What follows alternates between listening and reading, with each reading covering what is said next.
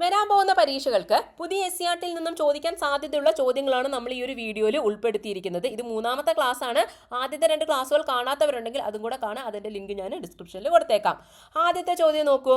ബിർസ മുണ്ടയെ കേന്ദ്ര കഥാപാത്രമാക്കി ഇക്ബാൽ ദുറാനി രചിച്ച കൃതി ഏതാണ്? ആ കൃതി ഏതാണ്? ഇതിനെപ്പറ്റി പറഞ്ഞിരിക്കുന്നത് നമ്മുടെ 8ാം ക്ലാസ്സിലെ സോഷ്യൽ സയൻസ് ടെക്സ്റ്റ് ബുക്കിലെ 1ാമത്തെ ചാപ്റ്ററിലാണ്. നോക്കൂ, ബിർസ മുണ്ടയെ കേന്ദ്ര കഥാപാത്രമാക്കി ഇക്ബാൽ ദുറാനി രചിച്ച കൃതിയാണ് ഗാന്ധി സെ പെഹലെ ഗാന്ധി എന്ന് പറയുന്നത്. അപ്പൊ എന്താണ് ഉത്തരം? എന്താണ്? ബിർസ മുണ്ടയെ കേന്ദ്ര കഥാപാത്രമാക്കി ഇക്ബാൽ ദുറാനി രചിച്ച കൃതി ഏതാണ്? ഗാന്ധി സെ പെഹലെ ഗാന്ധി. ആരാണ് ഇക്ബാൽ ദുറാനി? ആരാണ്? ഹിന്ദിയിലെ പ്രശസ്തനായ ഒരു സംവിധായകനും തിരക്കഥാകൃത്തും നിർമ്മാതാവും നടനും ഒക്കെ ആയ ഒരു വ്യക്തിയാണ്. ആര്? നമ്മുടെ ഇക്ബാൽ ദുറാനി എന്ന് പറയുന്നത്. അദ്ദേഹം ബിർസ മുണ്ടയെ കേന്ദ്ര കഥാപാത്രമാക്കി രചിച്ച കൃതിയാണ് ഇത് ഗാന്ധി സെ പെഹലെ ഗാന്ധി എന്ന് പറയുന്നത്. ഇനി ആരണ്യർ അധികാർ എന്ന് പറയുന്നത് ആര് രചിച്ച കൃതിയാണ്? ആരെ കുറിച്ചുള്ള കൃതിയാണ്? അതും ഇവിടെ കൊടുത്തിട്ടുണ്ട്. ബിർസ മുണ്ടയെ കേന്ദ്ര കഥാപാത്രമാക്കി മഹാശ്വേതാ ദേവി രചിച്ച കൃതിയാണ് എന്ത്? ആരണ്യർ അധികാർ എന്ന് പറയുന്നത്. അപ്പൊ അതും വേണമെങ്കിൽ നമ്മളോട് ചോദിക്കാൻ സാധ്യതയുള്ളൊരു ചോദ്യമാണ് കേട്ടോ. ഓക്കെ, ക്ലിയർ ആണല്ലോ. ഇനി ആരാണ് ഈ ബിർസ മുണ്ട എന്ന് പറയുന്നത്? ആരാണ്? നമ്മുടെ മുണ്ട കലാപം, ഗോത്രവർഗ കലാപമായ മുണ്ട കലാപത്തെ പറ്റിയൊക്കെ നിങ്ങൾ കേട്ടിട്ടുണ്ടായിരിക്കുമല്ലോ. അതിന് നേതൃത്വം നൽകിയ വ്യക്തിയാണ് ആര്? ബിർസ മുണ്ട എന്ന് പറയുന്നത്.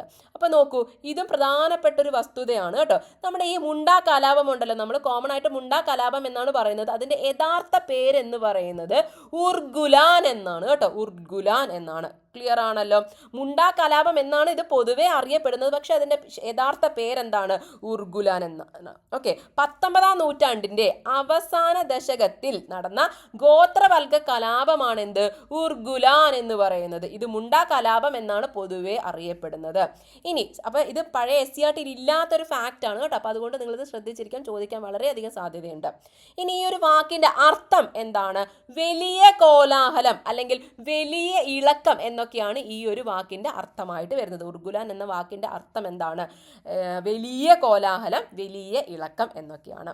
ഇനി ഈ മുണ്ട കലാപം നടന്നത് എവിടെയാണ്? നമ്മുടെ ഇന്നത്തെ ജാർഖണ്ഡിലാണ് അല്ലെ. മുണ്ട കലാപം എന്ന് പറയുന്ന കലാപം നടന്നത് എവിടെയാണ്? നമ്മുടെ ഇന്നത്തെ ജാർഖണ്ഡിലാണ്. എന്താണ് ഈ കലാപം ഉണ്ടാവാനുള്ള കാരണം? എന്താണ്? നമുക്കറിയാം, ഈ ഗോത്രവർഗ ജനവാസ മേഖലയായിരുന്ന ഈ മുണ്ട എന്ന് പറയുന്ന ഈ ഒരു ഗോത്രവർഗ ജനവാസ മേഖലയിൽ ബ്രിട്ടീഷുകാർ വന്നിട്ട് അവരെന്ത് ചെയ്തു? ഒരു കൊളോണിയൽ ഭരണം അവര് സ്ഥാപിച്ചു. അപ്പൊ ഇവര് സ്ഥാപിച്ച ഈ കൊളോണിയൽ ഭരണത്തെ തകർത്ത് മുണ്ട രാജ്യം സ്ഥാപിക്കാൻ വേണ്ടി ബിർസ മുണ്ട ആണ് ഈ ഒരു കലാപത്തിന് നേതൃത്വം നൽകി. അതിനു വേണ്ടിയിട്ടാണ് ഈ ഒരു കലാപം നടത്തിയത്. ക്ലിയർ ആണല്ലോ. അപ്പൊ ഈ മുണ്ട കലാപത്തിന് നേതൃത്വം നൽകിയ വ്യക്തിയാണ് ആര്? ബിർസ മുണ്ട എന്ന് പറയുന്നത്. ഓക്കെ, അപ്പൊ കുറെ നാളുകളായിട്ട് ഈ കലാപം ഇങ്ങനെ നടന്നു പോയിക്കൊണ്ടിരിക്കുകയായിരുന്നു അല്ലെ. അപ്പൊ 1899 മുണ്ട ഗോത്ര വിഭാഗം ബ്രിട്ടീഷുകാർക്കെതിരെ സായുധ കലാപം ആരംഭിച്ചു. ബ്രിട്ടീഷ് പോലീസുമായി പല സ്ഥലത്തും ഏറ്റുമുട്ടലുകളുണ്ടായി. റാഞ്ചിയിൽ നടന്ന വെടിവെപ്പിൽ ഒട്ടേറെ മുണ്ട ഗോത്ര വിഭാഗക്കാർ കൊല്ലപ്പെട്ടു. ബിർസ മുണ്ട തടവിലാവുകയും അവിടെ വെച്ച് മരണപ്പെടുകയും ചെയ്തു. അങ്ങനെ മുണ്ട കലാപത്തെ ബ്രിട്ടീഷുകാർ ക്രൂരമായി അടിച്ചമർത്തി. അപ്പൊ മുണ്ട കലാപത്തിന് ഈ മുണ്ട എന്ന് പറയുന്ന ഈ ഗോത്രവർഗ ജനവാസ മേഖലയിൽ ഇവർ കൊണ്ടുവന്ന കൊളോണിയൽ ഭരണത്തെ തകർത്ത് മുണ്ട രാജ്യം സ്ഥാപിക്കാൻ വേണ്ടി നടത്തിയ ഈ ഒരു മുണ്ട കലാപത്തെ ഇവരെന്ത് ചെയ്തു? അടിച്ചമർത്തി. അതിന് നേതൃത്വം നൽകിയ അല്ലെങ്കിൽ ഈ ഒരു മുണ്ട കലാപത്തിന് നേതൃത്വം നൽകിയ വ്യക്തിയാണ് ആര്? ബിർസ മുണ്ട എന്ന് പറയുന്നത്. ക്ലിയർ ആണല്ലോ. അപ്പൊ അദ്ദേഹത്തെ പറ്റി നമ്മുടെ ഇക്ബാൽ ദുറാനി രചിച്ച കൃതിയാണ് ഇത് ഗാന്ധി സെ പെഹലെ എന്ന് പറയുന്നത്. അതുപോലെ തന്നെ മഹാശ്വേതാ ദേവി രചിച്ച കൃതിയാണ് ഇത് ആരണ്യർ അധികാർ എന്ന് പറയുന്നത്. ഇദ്ദേഹത്തിന്റെ ജന്മദിനമായ നവംബർ 15 ജൻജാതീയ ഗൗരവ് ദിവസമായിട്ട് നമ്മൾ 2021 മുതൽ ആചരിച്ചു വരുന്നത്. എന്താണ് ആ ദിവസത്തിന്റെ പേര്? ജൻജാതീയ ദിവസ്, ജൻജാതീയ ഗൗരവ് ദിവസ്, ഗോത്രാഭിമാന ദിനം എന്നാണ് അറിയപ്പെടുന്നത്. അത് മാത്രമല്ല, ഇദ്ദേഹത്തിന് മറ്റൊരു പ്രത്യേകതയും കൂടി ഉണ്ട്. എന്താണത്? ഇന്ത്യയിൽ പാർലമെന്റിൽ ഛായാചിത്രം സ്ഥാപിച്ച് ആദരിക്കപ്പെട്ടിട്ടുള്ള ഏക ഗോത്ര ജനതയുടെ നേതാവാണ് ആര്? ബിർസ മുണ്ട എന്ന് പറയുന്നത്. നമുക്കറിയാം, ഒട്ടനവധി ഗോത്രവർഗ കലാപങ്ങളൊക്കെ ഇവിടെ നടന്നിട്ടുണ്ട് അല്ലെ. അപ്പൊ പാർലമെന്റിൽ ഛായാചിത്രം സ്ഥാപിച്ച് ആദരിക്കപ്പെട്ടിട്ടുള്ള ഏക ഗോത്രവർഗ ജനതയുടെ നേതാവാണ് ആര്? ബിർസ മുണ്ട എന്ന് പറയുന്നത്. അപ്പൊ അതും ശ്രദ്ധിച്ചിരിക്കണം. അപ്പൊ അതിങ്ങനെയൊക്കെ പ്രധാനപ്പെട്ട ഒരാളാണ് ആര്?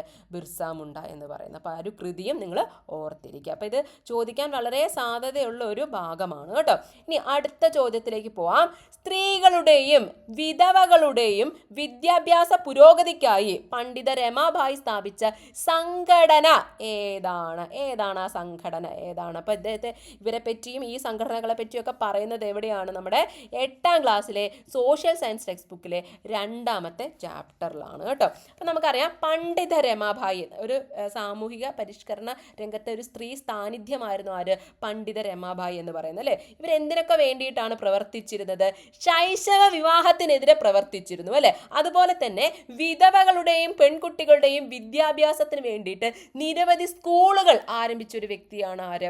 ഈ ഒരു പണ്ഡിത രമാബായി എന്ന് പറയുന്നത്. അപ്പം ഇങ്ങനെ സ്കൂളുകളും എന്താണ് വിദ്യാഭ്യാസത്തിന് വേണ്ടിയിട്ട് സ്കൂളുകളൊക്കെ ആരംഭിച്ചു അല്ലേ. അങ്ങനെ ആ ഒരു പ്രവർത്തനങ്ങൾക്ക് വേണ്ടിയിട്ട് ഇങ്ങനത്തെ ഈ പ്രവർത്തനങ്ങളൊക്കെ നടത്തി കൊണ്ടുപോകാൻ വേണ്ടിയിട്ട് അവരൊരു സംഘടന സ്ഥാപിച്ചു. സ്ത്രീകൾക്ക് അല്ലെങ്കിൽ പെൺകുട്ടികൾക്ക് വേണ്ടിയിട്ട് ഇങ്ങനെയൊക്കെ നടത്താൻ വേണ്ടിയിട്ട് ഇവരെന്ത് ചെയ്തു? അത് ഈസി ആക്കാൻ വേണ്ടിയിട്ട് അവരൊരു സംഘടന സ്ഥാപിച്ചു. ആ സംഘടനയുടെ പേരാണ് എന്ത്? ആര്യ മഹിളാ സമാജം എന്ന് പറയുന്നത്. ക്ലിയർ ആണല്ലോ? ആര്യ മഹിളാ സമാജം. ചോദ്യം ഒന്നുകൂടി നോക്കൂ. സ്ത്രീകളുടെയും വിധവകളുടെയും വിദ്യാഭ്യാസ പുരോഗതിക്കായി പണ്ഡിത രമാബായി സ്ഥാപിച്ച സംഘടന ഏതാണ്? ആര്യ മഹിളാ സമാജമാണ് കേട്ടോ. ആര്യ മഹിളാ സമാജമാണ്. ഇനി ഇത് കൂടാതെ അവർ ശാരദാ സദനം എന്ന ഒരു അഭയ കേന്ദ്രം സ്ഥാപിച്ചു. അല്ലാതെ ആർക്ക് വേണ്ടിയിട്ടുള്ളതാണ്? വിധവകളുടെ പുനരധിവാസത്തിന് വേണ്ടിയിട്ടുള്ളതാണ് അല്ലെ. അപ്പം വിധവകളുടെ പുനരധിവാസത്തിന് വേണ്ടിയിട്ട് പണ്ഡിത രമാബായി സ്ഥാപിച്ച അഭയ കേന്ദ്രം എന്താണ്? ശാരദാ സദനാണ്. ക്ലിയർ ആണല്ലോ? അതുപോലെ തന്നെ സ്ത്രീകൾക്ക് തൊഴിൽ പരിശീലനം നൽകുന്നതിനായിട്ട് ആരംഭിച്ച പദ്ധതിയാണിത്. ഇവർ ആരംഭിച്ച പദ്ധതിയാണിത് മുക്തി മിഷൻ എന്ന് പറയുന്നത്. ക്ലിയർ ആണല്ലോ? മുക്തി മിഷൻ എന്ന് പറയുന്നത്. പണ്ഡിത രമാബായി കർണാടക സ്വദേശിയായിരുന്നു കേട്ടോ. പക്ഷെ ഇവരെന്താണ് സംസ്കൃതത്തിലും മറാത്തി, ബംഗാളി തുടങ്ങിയ ഭാഷകളിലൊക്കെ എന്താണ് ഇവര് ഗ്രാഹ്യം നേടി. സംസ്കൃത സാഹിത്യത്തിലുള്ള അവഗാഹം പരിഗണിച്ച് കൽക്കത്ത സർവകലാശാലയിലെ അധ്യാപകർ രമാബായിയെ പണ്ഡിത എന്ന ബഹുമതി നൽകി ആരംഭിച്ചു. അതുകൊണ്ടാണ് ഇവരെന്തായിട്ട് അറിയപ്പെടുന്നത്? പണ്ഡിത രമാബായി എന്ന് അറിയപ്പെടുന്നത്. ക്ലിയർ ആണല്ലോ? പണ്ഡിത രമാബായി എന്ന് അറിയപ്പെടുന്നത്. അപ്പോൾ അവർ സ്ഥാപിച്ച സ്ത്രീകളുടെയും കുട്ടികളുടെയും അല്ലെങ്കിൽ പെൺകുട്ടികളുടെയും വിദ്യാഭ്യാസ പുരോഗതിക്ക് വേണ്ടിയിട്ടൊക്കെ ഇവർ സ്ഥാപിച്ച ഒരു സംഘടനയാണ് എന്ത്? ആര്യ മഹിളാ സമാജം എന്ന് പറയുന്നത്. ഈ ഒരു പേര് നമുക്ക് എന്താ വേറെ ചില സംഘടനകൾക്ക് ഈ ഒരു പേരുണ്ടല്ലോ. അപ്പം ഇവരുമായിട്ട് ബന്ധപ്പെട്ട കുട്ടികൾക്ക് വേണ്ടിയിട്ട് അല്ലെങ്കിൽ വിധവകൾക്ക് വേണ്ടിയിട്ട് സ്ത്രീകൾക്ക് വേണ്ടിയിട്ട് ഇവർ പണ്ഡിത രമാബായി സ്ഥാപിച്ച ഒരു സംഘടനയാണ് ഇത് ആര്യ മഹിളാ സമാജം എന്ന് പറയുന്നത്. അടുത്ത 3ാമത്തെ ചോദ്യം, ഭൂമി സൂര്യനോട് ഏറ്റവും അടുത്തു വരുന്ന ദിവസം ഏതാണ്? ഞാൻ ചോദിക്കട്ടെ, ഭൂമിയും സൂര്യനും എപ്പോഴും ഒരേ അകലത്തിലാണോ സ്ഥിതി ചെയ്യുന്നത്? ഒരേ അകലത്തിലല്ല സ്ഥിതി ചെയ്യുന്നത്. എന്താണ് അതിൻ്റെ കാരണം? എന്തായിരിക്കാം? ഭൂമിയുടെ സഞ്ചാരപഥം തന്നെയാണ്. ഭൂമിയുടെ സഞ്ചാരപഥം എങ്ങനെയാണ്? ദീർഘവൃത്താകൃതിയിലാണ് അല്ലെ. ഈ ഫിഗർ നോക്കൂ, ദീർഘവൃത്താകൃതിയിലാണ് ഭൂമി സൂര്യന് ചുറ്റും സഞ്ചരിക്കുന്നത്. അപ്പം ഇതുകൊണ്ടാണ്, നിങ്ങൾക്ക് ആ ഫിഗർ നോക്കിയാൽ തന്നെ മനസ്സിലാവും, അതുകൊണ്ടാണ് എന്ത് ഭൂമിയും സൂര്യനും തമ്മിലുള്ള ദൂരത്തിന് വ്യത്യാസം വരുന്നത്. ക്ലിയർ ആണല്ലോ? ഈ സമയത്ത് നിങ്ങൾ നോക്കി, ഇവിടെ ഭൂമിയും സൂര്യനും ഇവിടെ എത്തുമ്പോൾ ഈ ഭൂമിയും സൂര്യനും തമ്മിലുള്ള ദൂരം എന്തായിരിക്കും? കുറവായിരിക്കും അല്ലെ. എന്തിനെ അപേക്ഷിച്ച് നോക്കുമ്പോൾ? ഇതിനെ അപേക്ഷിച്ച് നോക്കുമ്പോൾ ഇവിടെ എന്താണ്? ഭൂമിയും സൂര്യനും തമ്മിലുള്ള ദൂരം എന്താണ്? കൂടുതലാണ്. ക്ലിയർ ആണല്ലോ? ഒരു പരിക്രമണ വേളയിൽ ഭൂമി സൂര്യനോട് ഏറ്റവും അടുത്ത് വരുന്നതിന് നമ്മൾ എന്ത് പറയുന്നു? സൗരസമീപകം അഥവാ പെരിഹീലിയോൺ എന്ന് പറയുന്നു. ഇത് പേര് ശ്രദ്ധിച്ചു വെച്ചോണേ. സൗരസമീപകം നമുക്ക് മലയാളത്തിൽ കിട്ടും, പക്ഷെ പെരിഹീലിയോണും അപ്ഹീലിയോണും നമുക്ക് മാറിപ്പോവും. അപ്പം അടുത്ത് വരുന്നതിനെ നമ്മൾ എന്ത് പറയുന്നു? പെരിഹീലിയോൺ എന്ന് പറയുന്നു. അത് സംഭവിക്കുന്നത് ജനുവരി മാസത്തിലാണ്, ജനുവരി 3-നാണ്. ഇനി സൂര്യനും ഭൂമിയും തമ്മിലുള്ള അകലം ഏറ്റവും കൂടുതലായിരിക്കുന്നത് എപ്പോഴാണ്? ജൂലൈ മാസത്തിലാണ്. എന്നാണ് ഡേറ്റ്? എന്നാണ് കറക്റ്റ്? ജൂലൈ 4-നാണ്. ഇതിനെ നമ്മൾ എന്ത് പറയുന്നു? സൂര്യോച്ചം അഥവാ അപ്ഹീലിയോൺ എന്ന് പറയുന്നു. അപ്പൊ അടുത്ത് വരുന്നതിനെ നമ്മൾ പെരിഹീലിയോൺ എന്നും ദൂരെ വരുന്നതിനെ നമ്മൾ എന്തും പറയുന്നു? അപ്ഹീലിയോൺ എന്നും പറയുന്നു. അടുത്ത് വരുന്നത് എന്നാണ്? ജനുവരി മാസത്തിലാണ്, ജനുവരി 3-നാണ്. ഇനി ദൂരെ വരുന്നത് എന്നാണ്? ജൂലൈ മാസത്തിലാണ് കേട്ടോ. ജൂലൈ മാസത്തിലാണ്. അതെന്നാണ്? തീയതി എന്നാണ്? 4-ആണ്. അപ്പൊ 3ഉം 4 അതൊക്കെ നമുക്ക് നല്ലോണം ഓർത്തിരിക്കാൻ എളുപ്പമുള്ളതാണ് അല്ലെ. ഒന്നെന്താണ്? അടുത്ത് വരുന്നത് ജനുവരിയിലാണ് അല്ലെ. അടുത്ത് വരുന്നത് ജനുവരിയിലാണ്, ജനുവരി 3-നാണ്. ഇനി ദൂരെ വരുന്നത് എന്നാണ്? ജൂലൈയിലാണ്, ജൂലൈ 4-നാണ്. ഇത് ഇനി കൺഫ്യൂഷൻ ആവാതിരിക്കാൻ നിങ്ങളൊന്ന് നോക്ക്. നമുക്ക് ഏറ്റവും മഴ കിട്ടുന്നത് എപ്പോഴാണ്? നമ്മുടെ സ്കൂള് തുറക്കുന്ന ജൂൺ ജൂലൈ മാസങ്ങളിലല്ലേ? ജൂലൈ മാസങ്ങളിലല്ലേ കൂടുതൽ മഴ കിട്ടുന്നത്. അപ്പം എന്തായിരിക്കും? മഴ കിട്ടുമ്പോൾ സൂര്യൻ നമ്മൾ അത്ര ഉണ്ടാവില്ലല്ലോ, സൂര്യൻ കുറച്ച് ദൂരെ ആയിരിക്കും. അപ്പം ഏറ്റവും അകലത്ത് വരുന്നത് ഏത് മാസത്തിലാണ്? ജൂലൈ മാസത്തിലാണ്. ജൂലൈ 4-നാണ്. അകലെ വരുന്നതിനെ നമ്മൾ അപ്ഹീലിയോൺ എന്നും അടുത്ത് വരുന്നതിനെ നമ്മൾ എന്തും പറയുന്നു? പെരിഹീലിയോണും എന്നും പറയുന്നു. ക്ലിയർ ആണല്ലോ? ഇനി നമ്മുടെ ചോദ്യത്തിലേക്ക് ഒന്നുകൂടെ നമുക്ക് പോവാം. ഭൂമി സൂര്യനോട് ഏറ്റവും അടുത്ത് വരുന്ന ദിവസം ഏതാണ്? ഏറ്റവും അടുത്ത് വരുന്ന ദിവസം ഏതാണ്? ജനുവരി 3-ആണ്. ജനുവരി 3-ആണ് ഏറ്റവും അടുത്ത് വരുന്ന ദിവസം. പെരിഹീലിയോൺ, സൗരസമീപകം. ക്ലിയർ ആണല്ലോ? ഇനി അടുത്ത് നോക്കൂ. അടുത്ത എക്കണോമിക്സിൽ നിന്നുള്ളൊരു ചോദ്യമാണ്. സൃഷ്ടിപരമായ നശീകരണം, ക്രിയേറ്റീവ് ഡിസ്ട്രക്ഷൻ എന്ന ആശയം ആവിഷ്കരിച്ച സാമ്പത്തിക ശാസ്ത്രജ്ഞൻ ആരാണ്? അപ്പം ഇത് നമ്മുടെ പാഠപുസ്തകത്തിൽ പറഞ്ഞിരിക്കുന്ന 8-ാം ക്ലാസ്സിലെ സോഷ്യൽ സയൻസ് ടെക്സ്റ്റ് ബുക്കിലെ 4-ാമത്തെ ചാപ്റ്ററിൽ ഇതിനകത്ത് പറ്റി പറയുന്നുണ്ട്. ചെക്ക് റിപ്പബ്ലിക് വംശജനായ ജെ.എ. ഷുംപീറ്റർ ആവിഷ്കരിച്ച ആശയമാണ് സൃഷ്ടിപരമായ നശീകരണം, അതായത് ക്രിയേറ്റീവ് ഡിസ്ട്രക്ഷൻ എന്ന് പറഞ്ഞാൽ എന്താണെന്നും ഇവിടെ പറയുന്നുണ്ട്. വ്യവസായങ്ങളും സാങ്കേതിക വിദ്യകളും നൂതന കണ്ടുപിടുത്തങ്ങളാൽ പുത്തൻ അവസരങ്ങളും വളർച്ചയും സൃഷ്ടിക്കുന്നു. എന്നാൽ നിലവിലുള്ള വ്യവസായങ്ങളും സാങ്കേതിക വിദ്യകളും നൂതന കണ്ടുപിടുത്തങ്ങൾ തടസ്സപ്പെടുകയോ നശിക്കുകയോ ചെയ്യുന്നുവെന്നുമാണ് അദ്ദേഹം ഇതിനകത്ത് അഭിപ്രായം. അതാണ് ക്രിയേറ്റീവ് ഡിസ്ട്രക്ഷൻ എന്ന് പറയുന്നത്. അപ്പോൾ പുതിയൊരു സാങ്കേതിക വിദ്യ വരുമ്പോൾ എന്താണ്? പഴയ സാങ്കേതിക വിദ്യ എന്താണ്? ഇല്ലാണ്ടായി പോലും. അത് ക്രിയേറ്റീവ് ഡിസ്ട്രക്ഷൻ ആണ് അവിടെ സംഭവിക്കുന്നത്. അപ്പോൾ ഇങ്ങനെ പറഞ്ഞത് ഒരു ആശയം കൊണ്ടുവന്ന സാമ്പത്തിക ശാസ്ത്രജ്ഞൻ ആരാണ്? ചെക്ക് റിപ്പബ്ലിക് വംശജനായ ജെ.എം. ഷുംപീറ്റർ. ജെ.എ. ഷുംപീറ്റർ ആണ് കേട്ടോ. ജെ.എ. ഷുംപീറ്റർ. ക്വസ്റ്റ്യൻ ഒന്നുകൂടെ നമുക്ക് നോക്കാം. സൃഷ്ടിപരമായ നശീകരണം, ക്രിയേറ്റീവ് ഡിസ്ട്രക്ഷൻ എന്ന ആശയം ആവിഷ്കരിച്ചത് ആരാണ്? ജെ.എ. ഷുംപീറ്റർ. ജെ.എ. ഷുംപീറ്റർ. ക്ലിയർ ആണല്ലോ? അടുത്ത 5-ാമത്തെ ചോദ്യത്തിലേക്ക് നമുക്ക് പോവാം. ഏത് ഭരണഘടനാ ഭേദഗതിയിലൂടെയാണ് വിദ്യാഭ്യാസം മൗലിക അവകാശമായി പ്രഖ്യാപിക്കപ്പെട്ടത്? നമ്മുടെ ഭരണഘടന കൊണ്ടുവരുന്ന സമയത്ത്, ഭരണഘടന നിലവിൽ വരുന്ന സമയത്ത് വിദ്യാഭ്യാസം ഒരു മൗലിക അവകാശമായിരുന്നു ഇല്ല. അതിനെപ്പറ്റി പറഞ്ഞിരുന്നത് നമ്മുടെ നിർദ്ദേശക തത്വങ്ങളിലാണ് അല്ലെ. പിന്നീട് ഒരു ഭേദഗതിയിലൂടെയാണ് വിദ്യാഭ്യാസം മൗലിക അവകാശമായിട്ട് മാറ്റിയത്. ഏതാണ് ആ ഭേദഗതി എന്നാണ് ചോദിച്ചിരിക്കുന്നത്. ഏതാണ് ആ ഭേദഗതി? 86-ാം ഭേദഗതിയാണ് അല്ലെ. ഏതാണ് വർഷം കൊണ്ടുവന്ന വർഷം? ഏതാണ്? 2002. 2002-ലെ 86-ാം ഭേദഗതിയിലൂടെ അനുച്ഛേദം 21A പ്രകാരമാണ് വിദ്യാഭ്യാസം മൗലികാവകാശമായി പ്രഖ്യാപിക്കപ്പെട്ടത്. അപ്പം 2002-ലെ 86-ാം ഭരണഘടനാ ഭേദഗതി പ്രകാരമാണ് വിദ്യാഭ്യാസം മൗലികാവകാശമായി പ്രഖ്യാപിക്കപ്പെട്ടത്. അതിനെപ്പറ്റി പ്രതിപാദിക്കുന്ന ആർട്ടിക്കിൾ ചോദിച്ചാൽ ഏതാണ്? നമുക്ക് എല്ലാവർക്കും അറിയാം. റിപ്പീറ്റഡ് ആയിട്ട് ചോദിക്കുന്നതാണ് ഏത്? 21A എന്ന് പറയുന്നത്. ക്ലിയർ ആണല്ലോ? 2009-ൽ വിദ്യാഭ്യാസ അവകാശ നിയമം പാർലമെന്റ് അംഗീകരിച്ചു. 2010 ഏപ്രിൽ നിയമം പ്രാബല്യത്തിൽ വന്നു. അപ്പോൾ വിദ്യാഭ്യാസം, ഇത് നമ്മൾ പറയുന്നത് എന്താണ്? മൗലികാവകാശത്തെ, വിദ്യാഭ്യാസം ഒരു മൗലികാവകാശത്തെ പറ്റിയാണ് ഇവിടെ നമ്മൾ പറഞ്ഞത്. ഇനി വിദ്യാഭ്യാസ അവകാശ നിയമം കൊണ്ടുവന്നത് എന്നാണ്? 2009-ൽ പാർലമെന്റ് അംഗീകരിക്കുകയും അതുപോലെ തന്നെ 2010-ൽ ആ നിയമം നിലവിൽ വരികയും ചെയ്തു. ക്ലിയർ ആണല്ലോ? അപ്പോൾ നമുക്ക് അതൊന്നും വേണ്ട, നമുക്ക് ജസ്റ്റ് ഇത്രയും മതി. ഏത് ഭേദഗതിയിലൂടെയാണ് വിദ്യാഭ്യാസം മൗലികാവകാശമാക്കി മാറ്റിയത് എന്ന് ചോദിച്ചാൽ ഏതാണ്? 86-ാം ഭേദഗതിയിലൂടെയാണ്. ആർട്ടിക്കിൾ കൂട്ടിച്ചേർത്ത ആർട്ടിക്കിൾ എത്രയാണ്? 21A ആണ്. ക്ലിയർ ആണല്ലോ? ഇനി അതുപോലെ തന്നെ 86-ാം ഭരണഘടനാ ഭേദഗതി കൊണ്ടുവന്ന വർഷം ഏതാണ്? 2002 ആണ്. ഓക്കെ, ക്ലിയർ ആണല്ലോ? ഇനി അടുത്ത ചോദ്യം നോക്കുക. 6-ാമത്തെ ചോദ്യം. താഴെ പറയുന്നവയിൽ കറുത്ത ഐര് എന്ന് വിളിക്കപ്പെടുന്നത് ഏതിനെയാണ്? ഏതിനെയാണ് കറുത്ത ഐര് എന്ന് വിളിക്കപ്പെടുന്നത്? അപ്പൊ അതിനെപ്പറ്റി നമ്മുടെ പാഠപുസ്തകത്തിൽ പറയുന്നുണ്ട്.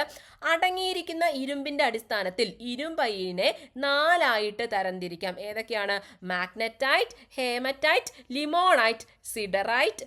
ഇനി മാഗ്നറ്റൈറ്റിനെ കറുത്ത ഐര് എന്ന് വിളിക്കുന്നു. മാഗ്നറ്റൈറ്റിനെയാണ് നമ്മൾ എന്ത് വിളിക്കുന്നത്? കറുത്ത ഐര് എന്ന് വിളിക്കുന്നത്. അപ്പോൾ അതാണ് നമ്മുടെ ചോദ്യം. ഏതിനെയാണ് കറുത്ത ഐര് എന്ന് വിളിക്കുന്നത്? മാഗ്നറ്റൈറ്റിനെയാണ് നമ്മൾ കറുത്ത ഐര് എന്ന് വിളിക്കുന്നത്. ക്ലിയർ ആണല്ലോ? അപ്പോൾ അടങ്ങിയിരിക്കുന്ന ഇരുമ്പിന്റെ അടിസ്ഥാനത്തിൽ നമുക്ക് ഇരുമ്പിനെ 4ആയിട്ട് തരംതിരിക്കാം. Magnetite, haematite, limonite, siderite. ഇനി ഇതിൽ കറുത്ത ഐര് എന്ന് വിളിക്കുന്നത് ഏതിനെയാണ്? മാഗ്നറ്റൈറ്റിനെയാണ്. ക്ലിയർ ആണല്ലോ? മികച്ച ഗുണനിലവാരമുള്ള മാഗ്നറ്റൈറ്റ് തമിഴ്നാട്, കർണാടകം, ജാർഖണ്ഡ്, ഗോവ, ആന്ധ്രാപ്രദേശ് തുടങ്ങിയ സംസ്ഥാനങ്ങളിൽ കാണപ്പെടുന്നു. അതും കൂടി ഒന്ന് നോട്ട് ചെയ്ത് വെക്കാം. ഇനി അടുത്ത ചോദ്യം നോക്കൂ. നിവർത്തന പ്രക്ഷോഭത്തിന്റെ പ്രധാന ആവശ്യം എന്തായിരുന്നു?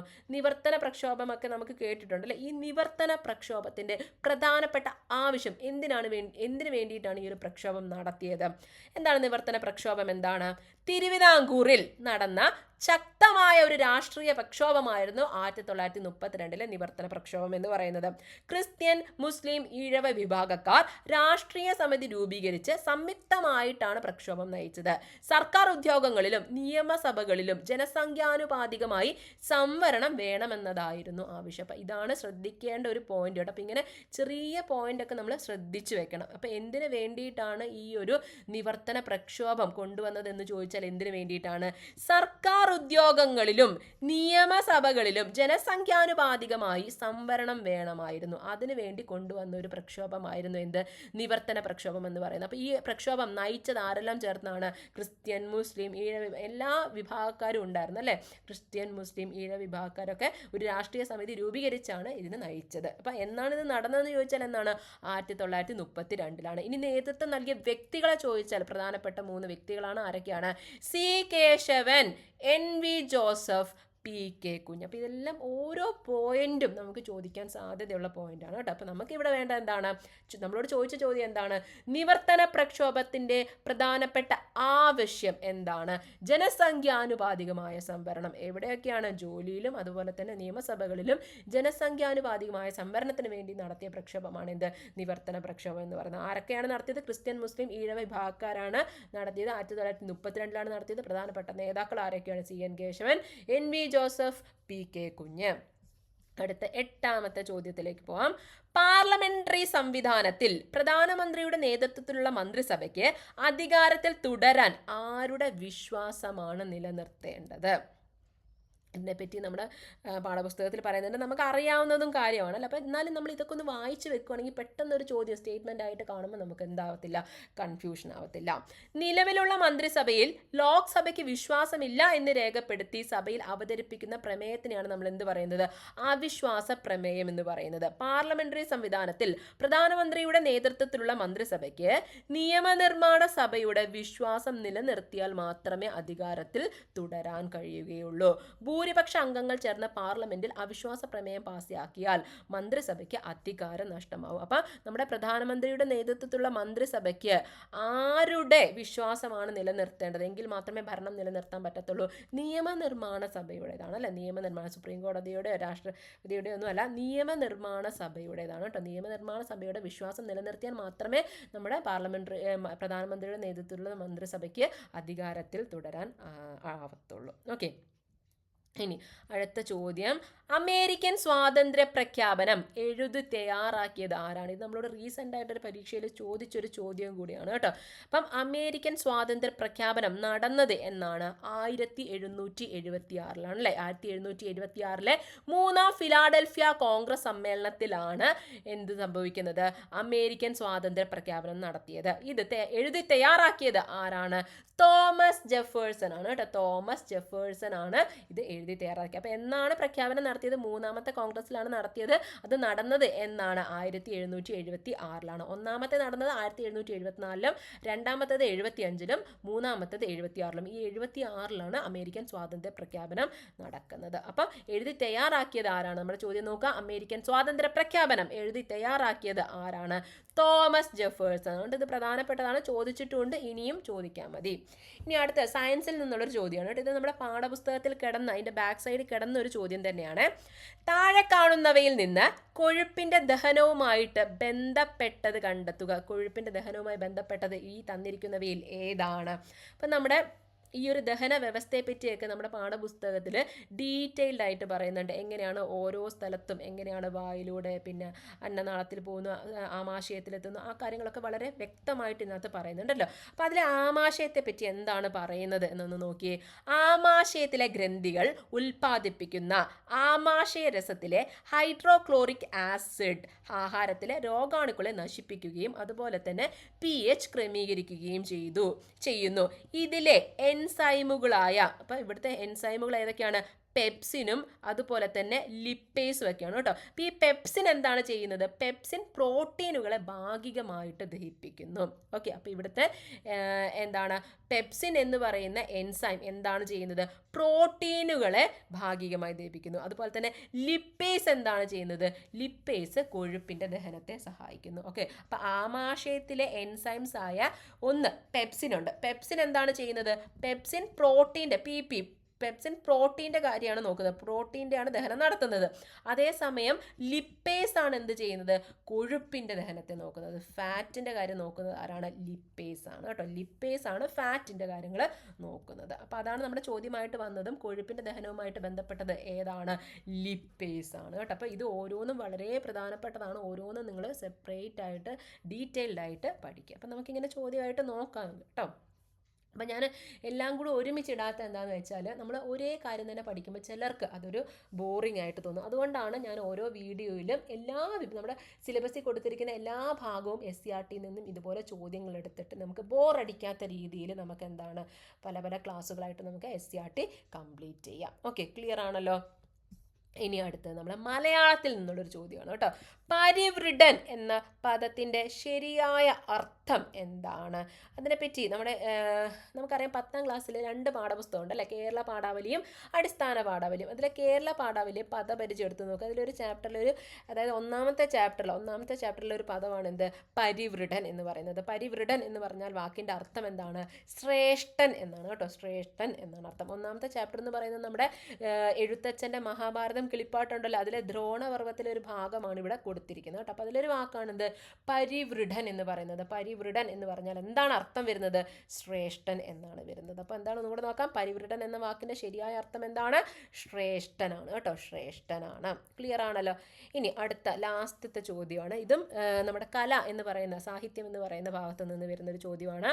പുനത്തിൽ കുഞ്ഞബ്ദുള്ളയ്ക്ക് കേന്ദ്ര സാഹിത്യ അക്കാദമി അവാർഡും കേരള സാഹിത്യ അക്കാദമി അവാർഡും നേടിക്കൊടുത്ത വടക്കൻ മലബാറിൻ്റെ പശ്ചാത്തലത്തിൽ രചിക്കപ്പെട്ട പ്രശസ്തമായ നോവൽ ഏതൊക്കെയാണെന്നല്ല ഏതാണെന്ന്. ഈ തന്നിരിക്കുന്നവയെല്ലാം എന്താണ്, പുനത്തിൽ കുഞ്ഞബ്ദുള്ളയുടെ കൃതികൾ തന്നെയാണ് കേട്ടോ. അപ്പം ഇതിൽ ഏത് കൃതിക്കാണ് അദ്ദേഹത്തിന് ഒരേപോലെ കേന്ദ്ര സാഹിത്യ അക്കാദമി അവാർഡും കേരള സാഹിത്യ അക്കാദമി അവാർഡും ലഭിച്ചത്? അതുകൂടാതെ ഈ ഒരു കൃതി എന്ന് പറയുന്നത് വടക്കൻ മലബാറിൻ്റെ പശ്ചാത്തലത്തിൽ രചിക്കപ്പെട്ട ഒരു കൃതിയും കൂടിയാണ്. ഈ തന്നിരിക്കുന്നവയിൽ ഏതാണത്, സ്മാരകശിലകളാണ് കേട്ടോ. സ്മാരകശിലകൾ എന്ന് പറയുന്ന ഇദ്ദേഹത്തിൻ്റെ കൃതിക്കാണ് ഒരേപോലെ കേന്ദ്ര സാഹിത്യ അക്കാദമി അവാർഡും കേരള സാഹിത്യ അക്കാദമി അവാർഡും ലഭിച്ചിരിക്കുന്നത്. അതുപോലെ തന്നെ ഇത് വടക്കൻ മലബാറിൻ്റെ പശ്ചാത്തലത്തിൽ രചിക്കപ്പെട്ട ഒരു നോവലാണ്. അപ്പം മറന്നു പോകരുത്, സ്മാരകശിലകൾ. അപ്പം എന്തുകൊണ്ടാണ് ഇദ്ദേഹത്തിൻ്റെ കൃതികളെ പറ്റി ഇവിടെ ഒരു ചോദ്യം വന്നത് എന്ന് വെച്ചാൽ നമ്മുടെ 8ാം ക്ലാസ്സിലെ പാഠപുസ്തകത്തിലെ 2ാമത്തെ ചാപ്റ്ററിൽ നമുക്ക് ഒരു 2ാമത്തെ യൂണിറ്റിൽ ഒരു ചാപ്റ്റർ ഉണ്ട്, പ്രത്യാശയുടെ കിരണങ്ങൾ എന്ന് പറയുന്ന ഒരു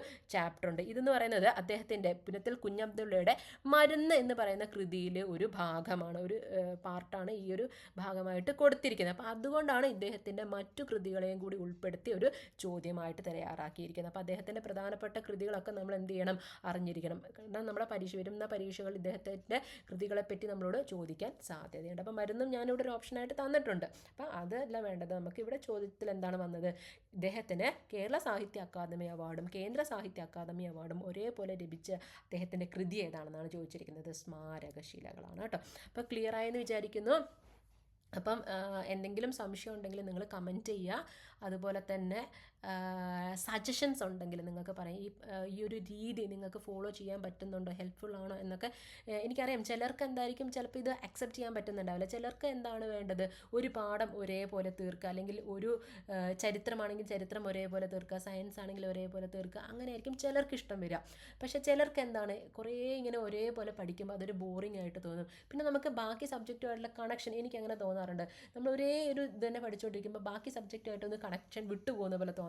അപ്പോൾ എനിക്ക് തോന്നിയൊരു ഇതാണ്, നമ്മൾ സിലബസ് ഓറിയൻറ്റഡ് ആയിട്ട് തന്നെ സിലബസിലെ എല്ലാ ഭാഗങ്ങളും ഉൾപ്പെടുത്തിക്കൊണ്ട് SCERT ഭാഗങ്ങൾ നമുക്ക് കംപ്ലീറ്റ് ചെയ്യാം. അപ്പം നമുക്ക് സിലബസും കംപ്ലീറ്റ് ചെയ്യാം, അതേപോലെ തന്നെ നമുക്ക് എന്തും കംപ്ലീറ്റ് ചെയ്യാം, SCERTയും കംപ്ലീറ്റ് ചെയ്യാൻ പറ്റും. ഓക്കെ, ക്ലിയർ ആണല്ലോ. പിന്നെ അതുപോലെ പണ്ട് നമ്മൾ ചെയ്തുകൊണ്ടിരുന്നത് എന്താണെന്ന് വെച്ചാൽ ഒരു ക്വസ്റ്റ്യൻ പേപ്പർ എടുത്തിട്ട് പരീക്ഷ നടക്കുമ്പോൾ ക്വസ്റ്റ്യൻ പേപ്പർ എടുത്തിട്ട് അതിൻ്റെ സോഴ്സസ് നമ്മൾ നോക്കുമായിരുന്നു.